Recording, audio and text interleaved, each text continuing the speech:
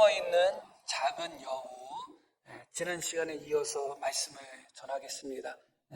지난 시간에 들으신 말씀을 기억하면 오늘 말씀이 이해가 훨씬 더 쉬울 줄 압니다.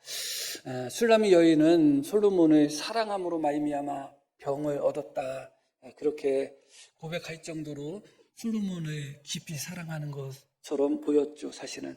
그런데 정작 솔로몬이 찾아왔을 때 술람이 여인은 사랑함으로 말미암아 병을 얻었다고 말한 것과는 달리 자신을 만나기 위하여 산을 넘고 언덕을 넘어서 그렇게 달려온 솔로몬을 향하여 그를 만나주지를 않습니다. 마치 낭떠러지 은밀한 바위 틈에 숨어있는 비둘기처럼 술람이 여인은 자기 방에서 나오려고 하지 않습니다.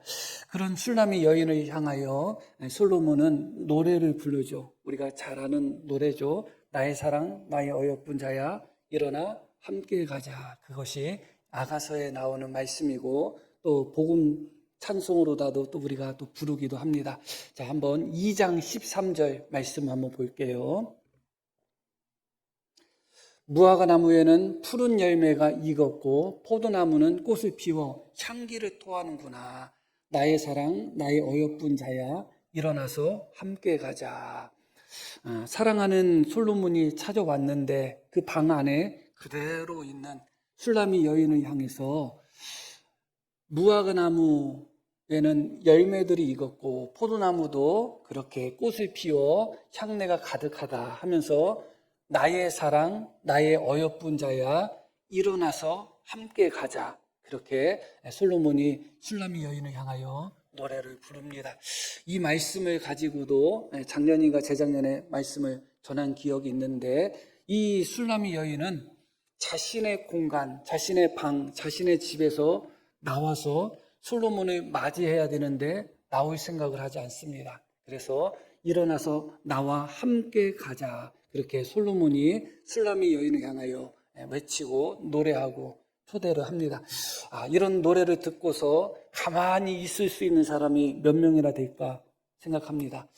그러나 술람이 여인은 이런 솔로몬의 초청에도 불구하고 이 사랑의 노래에도 불구하고 일어나서 함께 가자는 외침에도 불구하고 그대로 앉아 있는 거예요. 그러면서 오늘 읽으신 말씀 15절에 솔로몬을 향하여 이런 말을 합니다.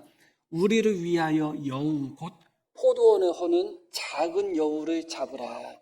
우리의 포도원에 꽃이 피었습니다. 이렇게 이야기합니다. 갑자기 포도원에 있는 작은 여우들을 잡으라. 이 여우는 복수예요. 우리 성경에는 그냥 여우라고 나오지만 여우들이거든요. 술람이 여인이 솔로몬을 향해서 우리의 포도원에 꽃이 피었는데 우리의 포도원을 허는, 우리의 포도원을 무너뜨리는 그런 작은 여우를 좀 잡아주세요. 그렇게 솔로몬에게 이야기하고 있습니다.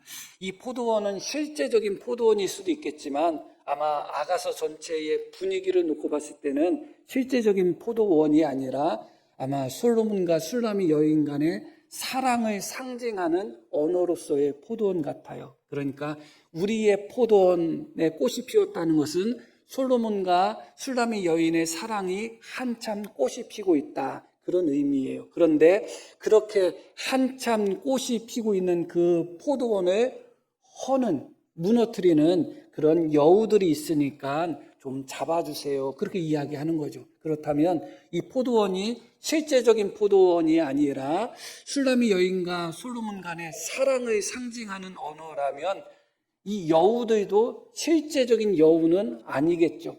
솔로몬과 술람이 여인 간의 사랑을 방해하는, 술람이 여인과 솔로몬 간의 사랑에 어떤 문제를 야기시킬 수 있는 그런 장애물이라든가 그런 문제라든가 그런 어려운 그런 것들을 여우라고 표현하고 있는 것 같아요. 그러니까 이 술람이 여인은 어떤 의미에서 당신과 나의 사랑의 포도원을 방해하고 있는 여우들이 많아요. 그 여우들 때문에 내가 당신에게 가지 못하고 있어요. 아마 그렇게 이야기하고 있는 것 같아요.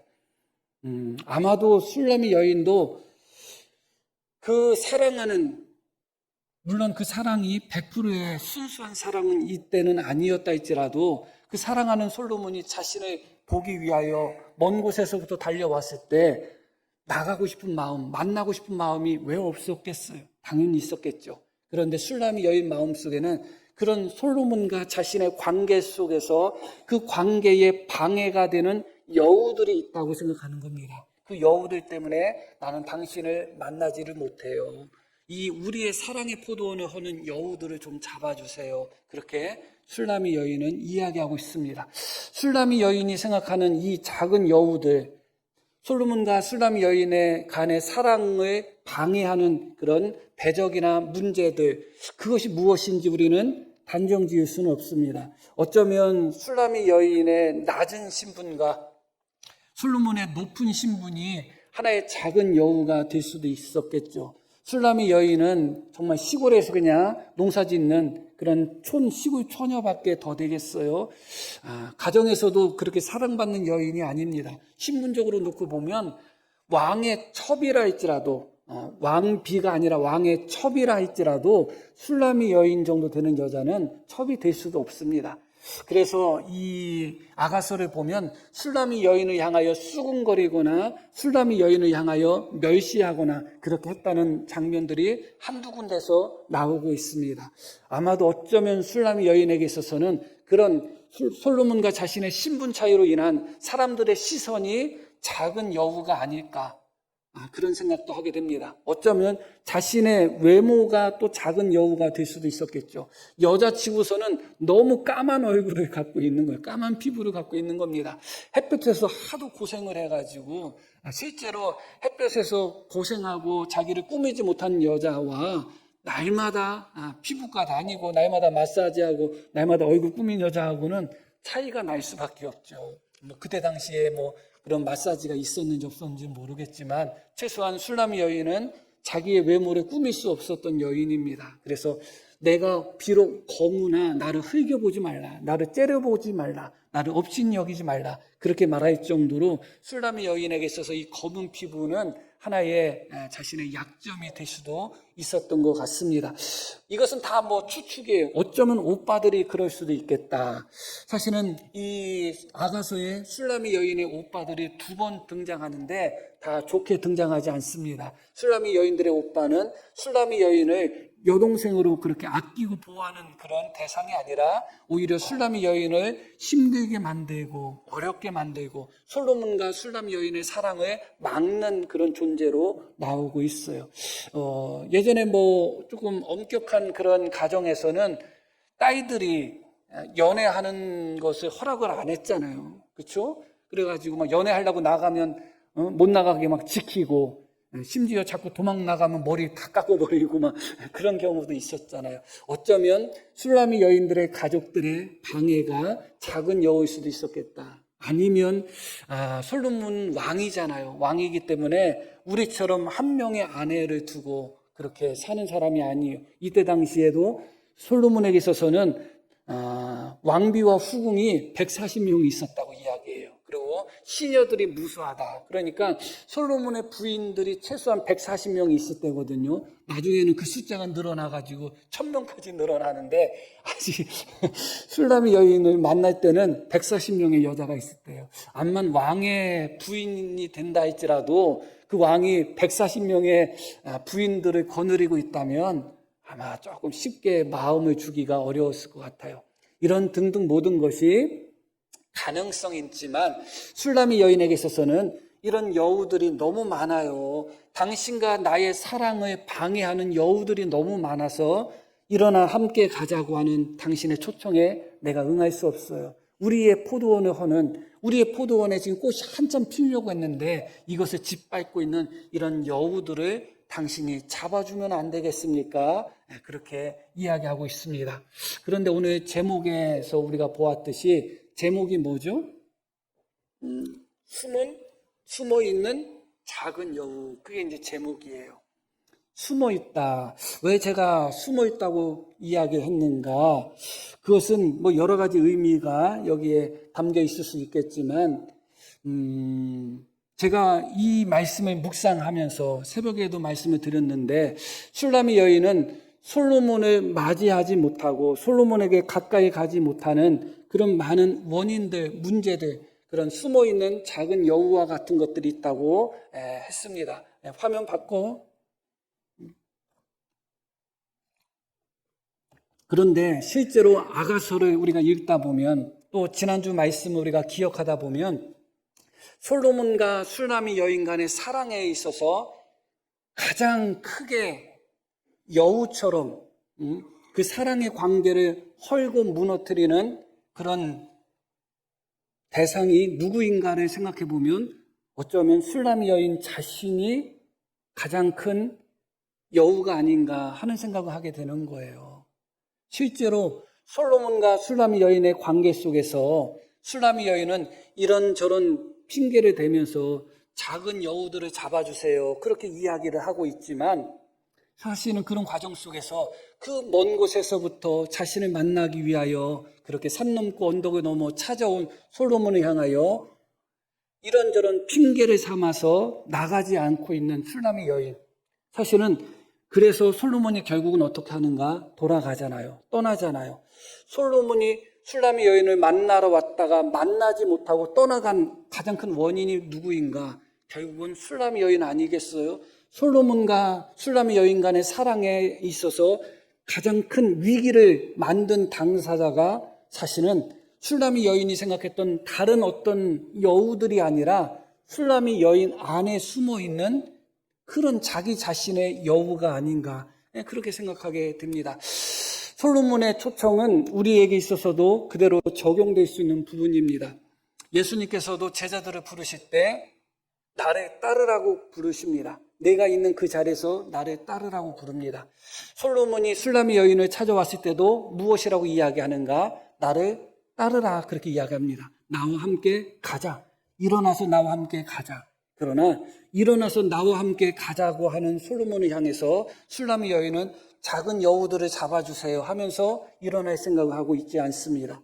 그렇다면 슐라미 여인이 생각했던 그 여우들이 문제인지, 아니면 사랑하는 이미 자신을 보고자 먼 곳에서 와서 꽃도 피었고 열매도 맺고 너무너무 좋으니까 방 안에만 있지 말고 일어나서 함께 가자고 하는 그런 솔로몬의 초대에 머뭇거리고 망설이고 결단하지 못하고 일어나지 못하고 함께 가지 못한 그런 솔로몬, 그 슐라미 여인 자신이 더 큰 문제가 아닌가. 만약에 그렇다면 솔로몬과 슐라미 여인 간의 사랑의 포도원을 헐고 그 사랑의 포도원에 가장 큰 문제를 일으키는 여우는 결국은 슐라미 여인이었습니다. 솔로몬이 다른 것 때문에 슐라미 여인을 만나지 못하고 돌아간 게 아니잖아요. 다른 문제 때문에 슐라미 여인을 만나려고 했는데 이런저런 문제들이 겹치고 이런저런 어려움 때문에 어쩔 수 없이 슐라미 여인을 못 만나고 돌아가서 그들 사이에 이별이 생긴 게 아니잖아요.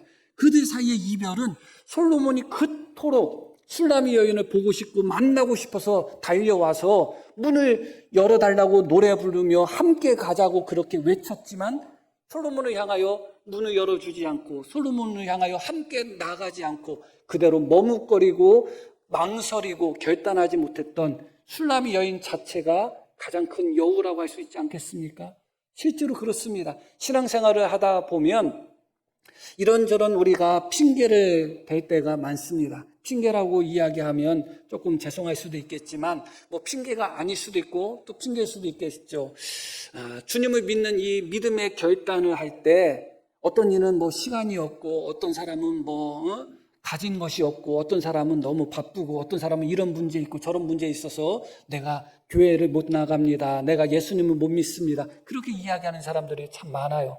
정말 그런 여우들 때문에 주님의 초청, 일어나서 함께 가자, 나와 함께 가자, 나를 따르라 하는 그 주님의 말씀에 우리가 응답하지 않는 것인가? 아니면 정말 내 안에 내가 결단하지 못하고 내가 일어나지 못하고 내가 따르지 못하고 내가 믿음으로 살고자 하지 않고 망설이고 머뭇거리고 계산하고 이것저것 따지면서 신앙생활을 시작하지 않는 내 안에 있는 수많은 여우들이 오히려 문제가 아닌가 그렇게 생각하게 되는 것이죠.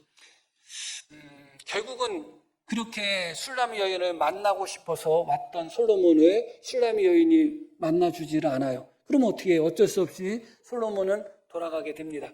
돌아간 솔로몬을 슐라미 여인이 돌아간 후에 돌아간 후에 찾아 나섭니다. 떠나기 전에 찾아 나섰으면 얼마나 좋았을까 하는 생각이 드는데, 떠나기 전에 만났으면 얼마나 좋았을까 하는 생각이 드는데, 떠난 후에 주님이 찾아왔을 때 바로 그때 주님을 만나지 않고, 주님이 손을 내밀었을 때 주님의 손을 붙잡지 않고, 주님이 뒤돌아설 때 그때 주님을 부르는 것처럼 이 술람이 여인도 떠나버린 솔로몬을 그제서야 이제 찾기 시작합니다. 그 찾는 말씀이 3장 1절부터 나옵니다. 내가 밤에 침상에서 마음으로 사랑하는 자를 찾았노라. 찾아도 찾아내지 못하였노라. 침상에서 솔로몬을 찾았다는 얘기는 잠자리 침상에서 다시 솔로몬이 돌아오도록 왔으면 좋겠다고 기다렸다는 거예요. 근데 침상에서 찾는 게 찾는 거예요. 아직 덜 배가 고픈 거죠. 덜 배가 고픈 거예요. 침상에서 마음으로 사랑한 자를 찾았으나 찾지 못했다. 그래서 이어지는 말씀 보니까 이에 내가 일어나서 성 안을 돌아다니며 마음에 사랑하는 자를 거리에서나 큰 길에서나 찾으리라 하고 찾으나 만나지 못했다. 여기저기 찾아 헤맨 것입니다. 솔로몬이 찾아왔을 때 그때 바로 일어나서 함께 가자 할 때 일어나서 함께 갔으면 이런 일이 뭐가 있겠어요. 그때는 머뭇거리고 그때는 계산하고 그때는 결단하지 않고 그렇게 하더니 솔로몬이 떠난 후에 결국 솔로몬을 만나기 위하여 찾아 헤맵니다. 큰 길 작은 길 어기를 다 찾았지만 만나지 못했다는 겁니다. 이어지는 말씀, 성 안에 순찰하는 자들을 만나서 묻기를, 이제 사람들에게 물어보는 거예요. 이제 순찰하는 이 사람들은 무장하고서 성을 지키는 사람들이거든요. 그 사람들에게 묻기를 내 마음으로 사랑하는 자를 너희가 보았느냐 하고, 이어지는 말씀, 그들을 지나치자마자 순찰하는 사람이 솔로몬이 어디 있다고 가르쳐 준 것이 아닙니다. 물어보고 그들을 지나치자마자 마음에 사랑하는 자를 만났다. 그렇게 말씀이 나와요.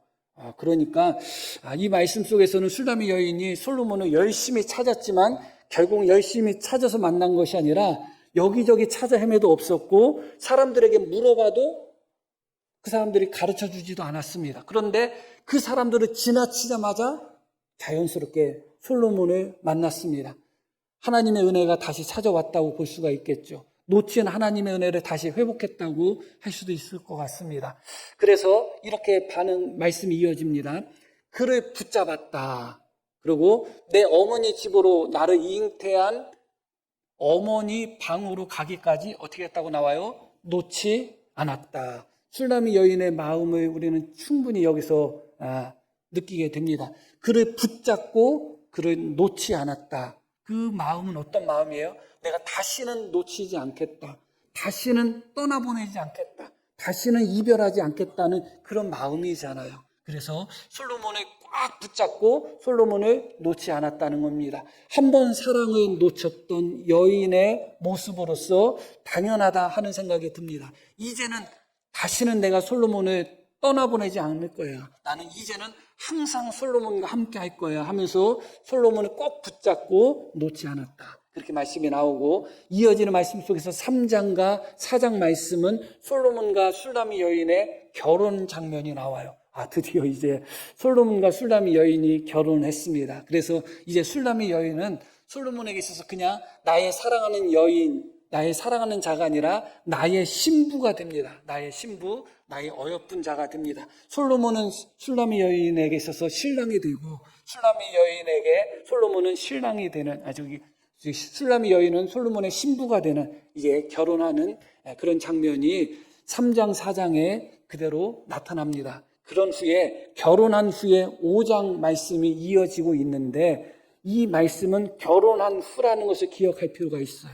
이렇게 말씀이 나와요. 먼저 우리가 기억할 이 말씀을 읽기 전에 알아야 될 것은 무엇이냐? 솔로몬은 왕이었고 그때 당시에 왕비와 후궁, 나머지 시녀들은 빼놓고 왕비와 후궁만 해도 140명이 있었던 때예요. 그러니까 그렇게 숫자가 많지 않았다 할지라도 왕들은 한 부인하고 날마다 잠자리를 하는 게 아니에요. 그렇죠? 아시죠? 왕은 원래 그래요. 그래서 예를 들어서 140명의 부인들이 있다. 그러면 140명의 부인은 그냥 미움받는 부인은 1년이 돼도 왕인 남편이 한 번도 안 찾아오는 거예요. 술라미 여인도 마찬가지죠. 비록 지금 결혼했다고 해서 솔로몬이 항상 술라미 여인과 같은 방에서 함께 지내는 것은 아니에요. 왕이니까 그래요. 그것을 우리가 먼저 기억하고 이 말씀을 읽으셔야 됩니다. 자, 이렇게 말씀이 시작이 돼요. 내가 잘지라도 마음은 깨었다. 그러니까 자긴 자는데 잠자리에 누웠는데 마음은 깨었다는 것은 아직 완전히 잠이 들지 않았다는 거예요. 그런데 바로 그때 나의 사랑하는 자의 소리가 들린다. 그렇게 나와요. 그리고 나의 사랑하는 자의 소리가 들리는데 문을 두드린다. 그렇게 나와요.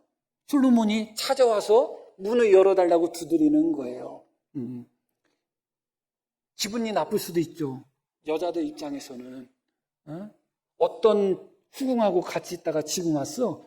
그런 마음이 들 수도 있을 것 같아요.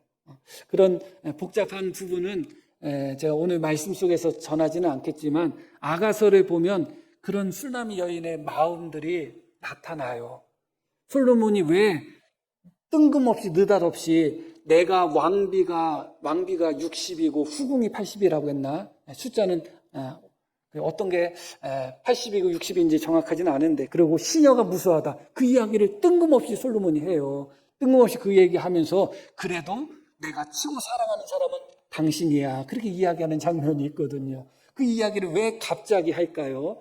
이 술라미 여인에게 있어서는 수많은 솔로몬의 아내들, 우리 성도님들, 특히 여성도님들이 술라미 여인이라고 생각해 보셔요. 솔로몬에게 사랑해서 나는 솔로몬 한 사람밖에 없거든요. 그래서 그 한 사람밖에 없는 솔로몬을 사랑해서 결혼했는데 내가 결혼한 내 사랑하는 남자는 부인이 140명이야.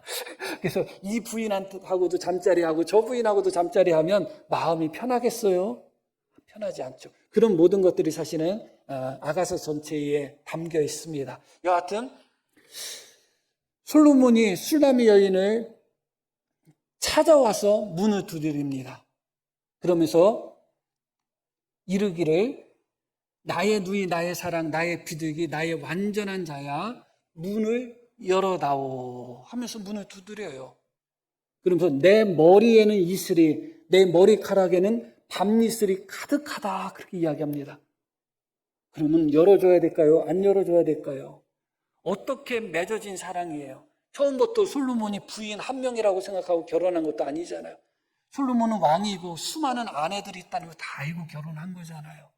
그런 상태에서 내가 다시는 솔로몬을 놓치지 않겠다, 내가 다시는 솔로몬을 떠나보내지 않겠다고 솔로몬을 꼭 붙들고 놓지 않았던 그런 마음으로 솔로몬과 결혼을 했잖아요. 그런데 그 솔로몬이 결혼한 후에 밤늦게 자기 머리털에 밤이슬이 가득할 정도로 그렇게 이슬을 맞아서 와가지고 문을 두드리면서 내 사랑하는 여인이여, 나의 비둘기야, 문 좀 열어줘 하고서 문을 두드리면 어떻게 해야 되겠어요? 해야 되겠어요? 어떻게 해야 될까요?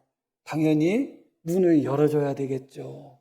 그런데 술라미 여인이 문을 열어주지 않아요. 이어지는 말씀 보니까 내가 옷을 벗었으니 어찌 다시 입겠으며 내가 발을 씻었으니 어찌 다시 더럽히랴마는, 나는 이미 옷 벗고 자는데, 나는 이미 발도 다 씻고 자는데 다시 옷 입는다는 게 내가 다시 또 발을 더럽히면 또 씻어야 되는데, 그러면서 문을 열어주지를 않는 거예요.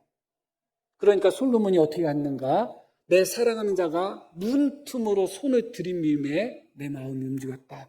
두드리고 두드려도 문을 안 열어주는 거예요. 문을 열어달라고 해도 안 열어줘. 그래서 솔로몬이 어떻게 했다고요? 문틈으로, 문 구멍으로 손을 확 집어넣고 문을 억지로 열려고 하는 거예요. 그런 모습을 보이니까 내 마음이 움직였다. 아이고, 내가 이렇게 계산할 때가 아니구나, 열어줘야 되겠다 하고서 그때 이제 술라미 여인이 솔로몬을 향하여 문을 열어주려고 하는데 5절 말씀 보니까 일어나 내 사랑하는 자를 위하여 문을 열 때에 모략이 내 손에서, 모략의 즙이 내 손가락 안에서 문빗장에 떨어진다. 그 이야기는 술라미 여인 손에 몰약이 가득하다는 이야기죠. 잠자리에 드는 자고 자는 여인이, 이 몰약은 하나의 향유인데 화장품이라고 생각하면 될 수도 있겠어요. 그렇게 화장했던 것도 지우고 자지 않겠어요? 그런데 자는 여자가 손에 몰약이 가득한 상태에서 자겠어요? 그러지 않죠.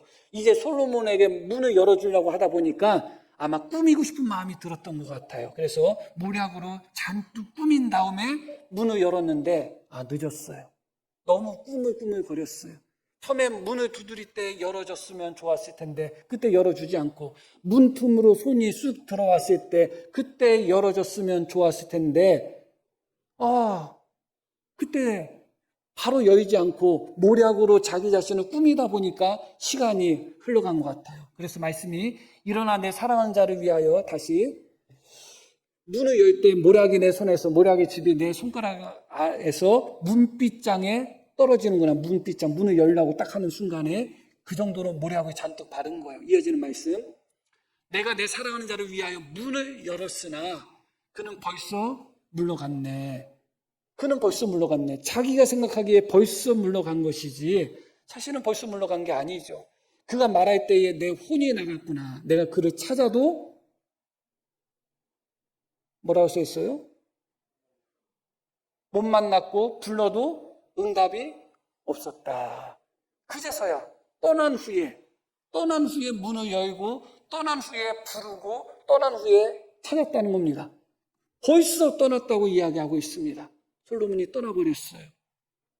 다시는 솔로몬을 놓지 않겠다고 했던 그런 sullam의 여인이 밤늦게 밤 이슬에 다 젖어가지고 자신을 찾아와서 문을 두드리는 솔로몬을 향해서 열어줘, 제발 열어줘 하는 그 솔로몬을 향하여 문을 열지 않았어요. 문틈으로 손을 뒤밀었는데 그제서야 열어줘야 되겠다 하고 그제서야 열려고 준비하다가 결국은 솔로몬이 떠나버렸습니다. 솔로몬이 떠나게 된 원인 누구에게 있는 건가요? 사실은 솔로몬과 sullam의 여인 간의 사랑의 이 관계 속에서 그 사랑의 포도원을 헐고 무너뜨리고 사랑의 포도원에 핀 꽃을 짓밟은 가장 큰 여우가 사실은 누구라고 생각해요? 저는 누가 봐도 제 생각에는 sullam의 여인 자기 자신이라는 생각을 지울 수가 없습니다. 솔로몬과 sullam의 여인의 이 사랑 속에서 가장 큰 방해거리는 오히려 sullam의 여인 자기 자신이었던 것입니다. 이런저런 생각 속에서 머뭇거리고 그런 생각 속에서 솔로몬을 바로 맞이하지 않고 솔로몬을 그냥 떠나보내는 그런 모습이 어쩌면 솔로몬과 sullam의 여인의 사랑의 포도원에 조금씩 허는 원인이 되지 않았을까 그렇게 생각할 수밖에 없는 것이죠. sullam의 여인은 우리의 포도원을 허는 여우들을 잡아주세요 했지만 그 sullam의 여인이 생각했던 그런 여우들보다 더 무서운 여우는 sullam의 여인 안에 숨어있는 여우였던 겁니다. sullam의 여인 안에 있는 여우가 사실은 더 큰 여우였고 더 많은 여우들이 그 안에 있었다 하는 것을 우리가 이 말씀을 통하여 보게 됩니다. 이 말씀을 조금 더 볼 필요가 있어요. 3절 말씀 한번 다시 보겠습니다. 5장 3절. 자, 솔로몬이 두드리는데 sullam의 여인이 내가 옷을 벗었으니 어찌 다시 입겠으며 내가 발을 씻었으니 어찌 다시 더럽히랴마는. 자, 이 구절 속에서 좀 이해가 안 되는 부분이 혹시 없으신가요? 많은 분들이 sullam의 여인이 귀찮아서 혹은 피곤해서 혹은 그런 이유로다가 솔로몬을 향하여 문을 열지 않고 머뭇머뭇거렸다. 그렇게 이 부분을 이해하고 해석을 합니다. 물론 그럴 수도 있겠죠. 그러나 저는 이 부분에서 이상한 부분이 있어요. 그것은 무엇이냐? 물론 내가 옷을 벗었으니 어찌 다시 입겠으며 이것도 조금은 이상해요. 그런데 이해할 수는 있습니다. 사실은 실온 부부니까 옷 벗고 자고 있을 때 남편이 문 열어달라고 하면 입을 게 뭐 있어 그냥 벗은 상태에서 남편 맞이하면 되죠.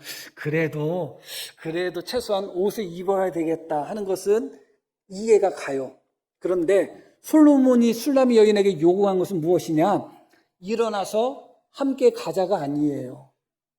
sullam의 여인에게 솔로몬이 요구한 것이 뭐예요? 문을 열어달라는 거예요. 문을 열어달라는 것은 솔로몬이 술람 여인에게 일어나서 함께 나가자는 이야기예요? 아니면 내가 들어가겠다는 이야기예요? 내가 방에 들어가겠다는 이야기예요. 문을 열어줘. 나 좀 들여보내줘. 너의 방으로 나를 들여보내줘. 그 이야기예요. 그러면 술람 여인이 옷은 입는 것까지는 제가 이해한다고 해서 최소한 옷은 내가 벗었는데 다시 입어야 되나? 그 고민은 그대로 내가 이해한다고 할 수도 있겠어요. 그러나 왜 발을 더럽힐 필요가 뭐가 있을까요? 생각해 보시기를 바랍니다. 내가 집에 있는데 누군가가 나를 딱 찾아와요. 찾아와서 그 사람을 내 집으로 들여보낼 것 같으면 내가 발을 닦았다고 해서 그 사람을 향해서 문을 못 열어줄 게 뭐가 있어요? 발은 왜 더러워질까요? 발은 왜 더러워진 발을 왜 다시 씻어야 될까요? 술람이 여인이 어찌 내가 발을 씻었는데 다시 더럽히랴마는 내는 술람이 여인의 어떤 심리적인 것이 반영되어 있어요. 어떤 심리적인 것이냐? 솔로몬을 문을 열어서 자기 집 안으로, 자기 방 안으로 솔로몬을 영접하지 않겠다는 거예요. 내가 나가겠다는 거예요. 바깥으로 나가니까 발이 더러워지는 거예요. 솔로몬이 지금 원하는 것은 나와 함께 나가자가 아니에요. 너의 방으로 나를 들여보내달라, 그거죠. 그러나 술람이 여인은 내가 어떻게 다시 옷을 입고 내가 어찌 다시 발을 더럽히랴 하면서 발을 더럽힌다는 것은 다시 말씀드리면 신발을 신고 바깥으로 나가겠다는 이야기예요. 난 못 나가. 아니 왜 나가요? 솔로몬이 나가자고 했어요. 들여보내달라고 했잖아요. 그러나 술람 여인은 이 말 속에서 나는 당신을 들여보내지 않겠습니다 하는 심리가 이 말씀 속에서 그대로 반영이 되고 있는 거예요. 실제로 이것이 너무너무 중요합니다. 두 가지 믿는 자에게 있어서 두 가지 단계를 오늘 말씀 속에서 보는데 처음 예수 믿는 자들에게 주님이 초청을 하죠. 일어나서 함께 가자. 나를 따르라. 그래서 우리는 예수님을 믿는 사람도 있고 믿지 않는 사람도 있어요.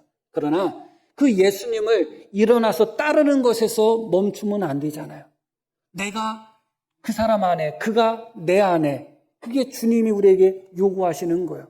내가 문 밖에 서서 두드리니 문을 어떻게 해달라? 열어달라는 것입니다.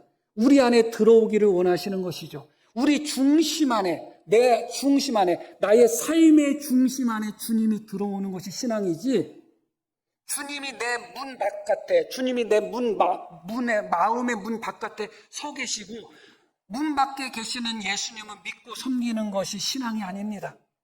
처음에는 예수님을 그냥 따르면 되는 줄 알지만 그러나 어느 순간에 그 예수님을 내 삶의 중심으로 모셔야 되고 내 마음의 중심으로 모셔야 되고 내가 첫 번째가 아니라 그 예수님이 첫 번째가 돼야 된다는 것을 깨닫는 순간이 있습니다. 그러나 많은 성도들이 예수님을 온전히 자기 마음, 마치 술람 여인이 자기의 방에 솔로몬을 받아들이지 않은 것처럼 자기 마음의 중심에, 자기 삶의 중심에 예수님을 온전히 받아들이지 않습니다. 예수님을 믿어도 담을 쌓고 마음에 문을 닫아가지고 여기까지는 안 됩니다 하는 그런 선을 가지고 예수님을 믿는 사람들이 있어요.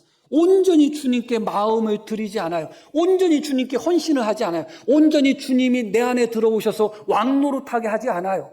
예수님을 믿어도 아닌 것은 아닌 거고 싫은 건 싫은 거고 말씀에 기록되어 있어도 내가 싫은 것은 내가 싫은 것이고 그렇게 여전히 내 자아를 붙들면서 주님께 모든 것을 맡기고 주님께 모든 것을 드리고 주님을 온전히 영접하는 것이 아니라 여전히 예수님을 믿지만 그 중심에는 예수님이 계시지 않고 내 자아와 내 생각과 내 의지와 내 욕심과 내 욕망이 여전히 내 안에 있는 사람들이 있습니다.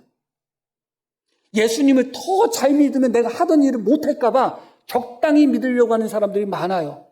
적당히 그냥 일주일에 한 번씩 그냥 예배 드리고 적당히 믿는 것이 어떤 믿는 것이냐? 예수님을 마음 안에 모시지 않고 예수님을 마음의 문 바깥에 둔 상태에서 예수님을 모시고 섬기는 것이 바로 적당인 거예요. 예수님과 동행은 하고 싶고 예수님을 믿고는 싶지만 내 마음 중심 안으로다는 예수님을 영접하고 싶지는 않아요. 실제로 뭐 신방이나 뭐 그런 부분에 있어도 어떤 분은 들어오세요 하는 분이 있고 계세요 내가 나갈게요 하는 분이 있단 말이에요. 마음의 차이가 어떤 차이인지를 아셔야 됩니다. 술람의 여인의 마음이 그런 마음이었던 거예요. 계시록 3장 20절 잘 아는 말씀이죠. 한번 보겠습니다. 볼지어다 내가 문 밖에 서서 두드리노니 누구든지 내 음성을 듣고 문을 열면 내가 그에게로 들어가 그와 더불어 먹고 그는 나와 더불어 먹으리라. 이게 주님이 우리에게 원하는 거예요. 우리 안에 들어오셔서 어떻게 하신다고요? 내가 그와 더불어 먹고 그는 나와 더불어 먹을 것이다. 실제로 예수님이 내 안에 계시고 항상 예수님이 나와 함께 하신다고 한다면, 실제로 눈앞에 보이는 예수님이 내 안에 계시고 눈앞에 보이는 예수님이 나와 함께 한다면 하고 싶은 일 중에 못할 것들이 너무 많겠죠. 너무 많아요. 그러다 보니까 주님이 내 안에 들어와서 나와 더불어 먹고 내가 주님과 더불어 먹는 이 깊은 신앙의 단계까지 들어가고 싶지 않아요. 그 깊은 신앙의 단계까지 들어가서 예수님을 내 안에 온전히 영접하고 나서는 내가 세상에서 하고 싶은 것 중에 못할 것들이 너무 많고, 세상에서 즐기고 싶은 것 중에 못 즐길 것들이 너무 많고, 세상에서 욕심 부리고 싶은 것 중에 욕심 부리지 못할 것들이 너무 많다 보니까 예수님을 내 마음속에 중심에 모시지를 않는 거예요. 그냥 문 밖에 계세요 하는 것이죠. 이 계시록 3장 20절의 말씀은 라오디게아 교회에 하신 말씀이에요. 라오디게아 교회에 하신 말씀이라고. 너무 놀랍지 않아요? 교회에 하신 말씀인데 예수님은 그 교회의 문 밖에서 두드리고 계신다는 거예요. 그 교회는 예수님께 예배 드리지 않았겠어요? 하나님께 기도하지 않았겠어요? 찬양하지 않았겠어요? 그런데 정작 그 예수님은 교회 안에 들어와 계신 것이 아니라 문 밖에 계시는 거예요. 문 밖에 예수님을 세워두고 찬양하고 예배드리고 기도하고 자기들은 예수님을 믿는다, 하나님을 믿는다 하고 있는 거예요. 그들을 향하여 주님이 말씀하는 거예요. 라오디게아 교회 성도들아, 나 너희 문 밖에 있어. 너희 안에 있지 않고 너희 문 밖에 있단 말이야. 그렇게 말씀하는 겁니다. 내가 두드리니 문을 열고 그와 함께 들어가서 함께 먹고 마시는 그런 상태를 주님은 원하고 계시는 것이죠. 많은 성도들이 문 밖에 계신 예수님을 모시고자 합니다. 그냥 예수님을 안 믿지는 않고 믿고는 싶지만 예수님을 그냥 문 밖에 두고 싶은 거예요. 더 이상 예수님을 더 깊은 곳으로 받아들이려고 하지 않습니다. 술람의 여인의 마음이 그런 마음이었던 것 같아요. 결국은 다시 3장 6절로 한번 돌아갑니다. 5장 6절. 내가 내 사랑하는 자를 위하여 문을 열었으나 그는 벌써 물러갔네. 그가 말할 때에 내 혼이 나갔구나. 내가 그를 찾아도 못 만났고 불러도 응답이 없었노라. 계속 성 안에 순찰하는 자들이 나를 만남에 어떻게 나와요? 똑같이 3장에서도 성 안에서 순찰하는 사람을 만났잖아요. 아무 일도 없었죠. 근데 여기서는 성 안에서 순찰하는 자들이 나를 만남에 나를 쳐서 나를 상하게 했다. 그리고 성벽을 파수하는 자들이 나의 겉옷을 벗겨 가져갔다. 첫 번째 솔로몬과 관계가 풀어져서 솔로몬이 떠났을 때는 너무 쉽게 솔로몬을 만났어요. 그런데 이 두 번째 다시 솔로몬이 떠났을 때 다시 솔로몬을 찾아 헤맸을 때는 순찰하는 사람들에게 매를 맞아서 몸이 상하고 성벽을 지키는 자들에게 옷을 뺏겨서 그렇게 부끄러움을 당하는 것입니다. 다시 솔로몬을 만나려고 하니까 이런 수치와 이런 고난과 이런 어려움이 동반된 거예요. 처음 은혜를 잃어버리고 그 은혜를 찾을 때와 다시 하나님이 다시 은혜를 주시고 다시 하나님을 회복시켰음에도 불구하고 또다시 그 은혜를 떠나고 그 믿음을 떠났을 때 다시 신앙을 회복한다는 것은 처음과는 달라요. 그래서 신앙은 한 번 잃어버리고 다시 찾는 것과 두 번 잃어버리고 다시 찾는 것과 세 번 잃어버리고 다시 찾는 것은 급이 달라요. 점점 어려워져요. 점점 회복하는 것이 어려워지고 점점 은혜를 회복하는 것이 힘들어지고 점점 믿음을 회복하는 것이 힘들어집니다. 다시 솔로몬을 만나기 위하여 이 여인은 찾아 헤맸지만 이번에는 매를 실컷 맞았고 옷까지 벗겨지는 그런 부끄러움과 수치를 당하게 되었습니다. 결론적인 말씀을 드리려고 합니다. 슐람의 여인은 솔로몬을 향하여 우리의 사랑의 포도원을 허는 작은 여우를 잡아달라고 합니다. 그러나 솔로몬과 슐람의 여인 간의 사랑의 포도원을 가장 크게 무너뜨리고 헐고 짓밟고 있었던 당사자는 다른 외부적인 작은 여우들이 아니라 슐람의 여인 본인 자신이었던 것입니다. 우리의 신앙도 마찬가지예요. 내 신앙을 가장 크게 방해하는 사람이 누구예요? 아무개 집사, 아무개 권사, 아무개 목사, 장로가 내 신앙을 가장 시험되게 하고 나를 예수 못 믿게 하나요? 그렇지 않아요.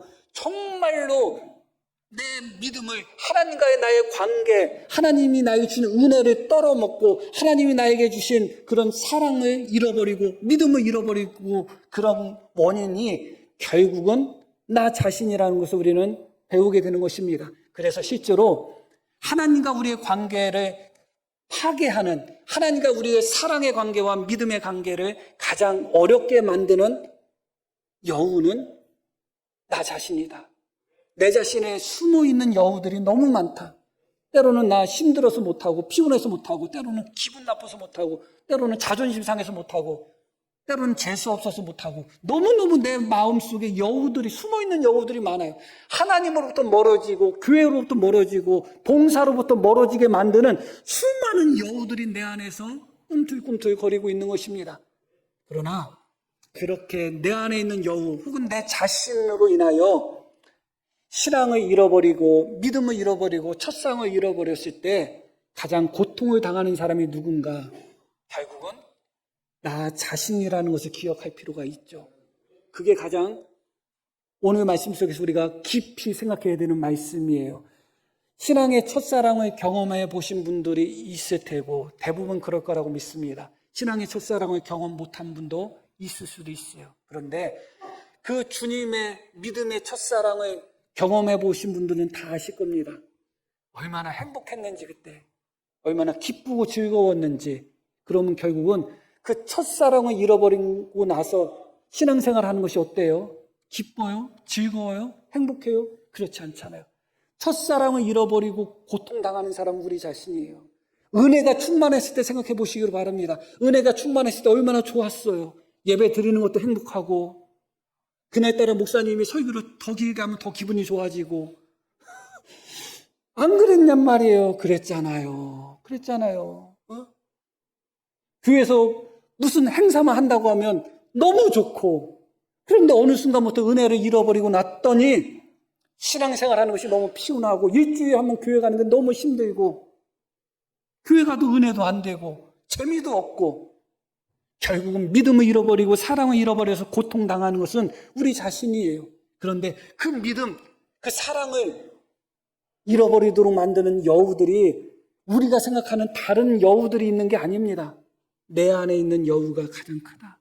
내가 그 내 믿음을 잡아먹고 있고, 내가 하나님을 향한 내 사랑을 무너뜨리고 있다 하는 것에 다시 한번 기억하며, 아무리 바깥에 있는 여우들이 많다 할지라도 내 안에 있는 여우들의 숫자들이 훨씬 더 많다는 것을 기억하며, 하나님 아버지, 하나님을 더욱 사랑할 수 있도록, 하나님을 더욱 온전히 믿을 수 있도록, 하나님의 은혜가 나를 떠나지 않도록 내 안에 있는 많은 여우들, 게을름의 여우, 자존심의 여우, 이런저런 핑계대는 많은 내 안에 있는 여우들을 하나님 잡아주십시오. 내 안에 이런 여우들을 잡는 삶을 살게 해주십시오. 그런 믿음의 고백과 기도가 우리 속에 넘치기를 축복합니다.